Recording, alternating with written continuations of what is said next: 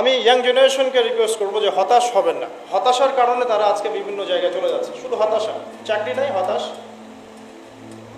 গার্লফ্রেন্ডের সাথে বনিমনা হচ্ছে না হতাশ, তারপরে বাসা থেকে প্রেশার দেওয়া হচ্ছে হতাশ, কবে কামাই করবি কবে খাওয়াবি হতাশ, চাকরি একটা ভালো রেজাল্ট হচ্ছে না হতাশ, মানে হতাশাই কিন্তু মূল কারণ। ফ্রাস্ট্রেটেড তারা লাইফটার প্রতি, যে দূর লাইফে কিছুই করতে পারতেছে, চারদিক থেকে প্রেশার, তখন তারা হতাশ হয়ে বিভিন্ন খারাপ পথে পা বাড়াচ্ছে। তো হতাশা দূর করার জন্যে একটা বিষয় যথেষ্ট, সেটা হলো আপনি আল কোরআনের কাছে আসেন এবং 5 ওয়াক্ত নামাজ মসজিদে আদায় করেন, ইনশাআল্লাহ দেখবেন হতাশা আপনার মন থেকে চলে যাবে ইনশাআল্লাহ। এবং ডেইলি জিকির আজগারগুলো নিয়মিত করেন, দেখবেন ইনশাআল্লাহ আপনার মনটা আল্লাহর নূর বা আলো দিয়ে পরিপূর্ণ থাকবে ইনশাআল্লাহ, আপনি হতাশ হবেন না। আর শয়তান তখনই সুযোগ নেবে আপনার কাছে যখন আপনি হতাশ হয়ে যাবেন।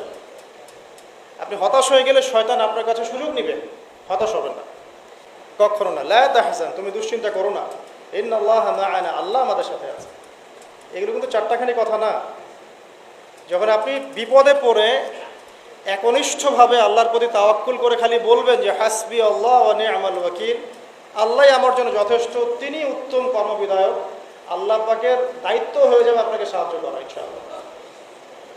কোনো টেনশন করবেন না।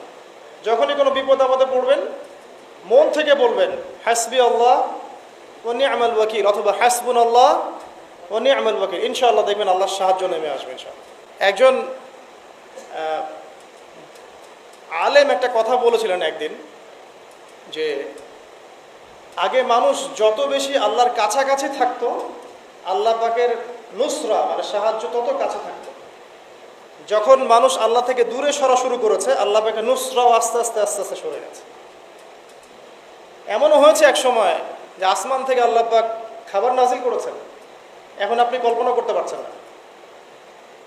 এমন হয়েছে এক সময় নেককার বান্দা হাত তুলে দোয়া করেছে, বৃষ্টি বর্ষণ শুরু হয়েছে। এখন সবাই মিলে আমরা ইস্তেসকার নামাজ পড়ছি, বৃষ্টি হচ্ছে না। আমাদের মন থেকে আল্লাহ পাক যত দূরে চলে গিয়েছেন আল্লাহ পাকে নুসরা সাহায্য যে গায়েবী মাদাত এটাও দূরে চলে যাচ্ছে। ইমানই সবচেয়ে বড় বিষয়। আমল করতে গিয়ে আমাদের মধ্যে ভুল ত্রুটি হতে পারে, এমনও হতে পারে কেউ সুদ খেয়ে ফেলছেন, কেউ জেনা করে ফেলছেন, স্পেশালি ইয়াং জেনারেশন অ্যাফেয়ার, হারাম অ্যাফেয়ার, জেনা করে ফেলছে, বা বাধ্য হয়ে সে হারাম জব করছে, ঠিক আছে, মাদকদ্রব্য সেবন করেছে। এমন কোনো পাপ নাই সে করে নাই। যদি এমনও হয় তারপরেও হতাশ হবেন না।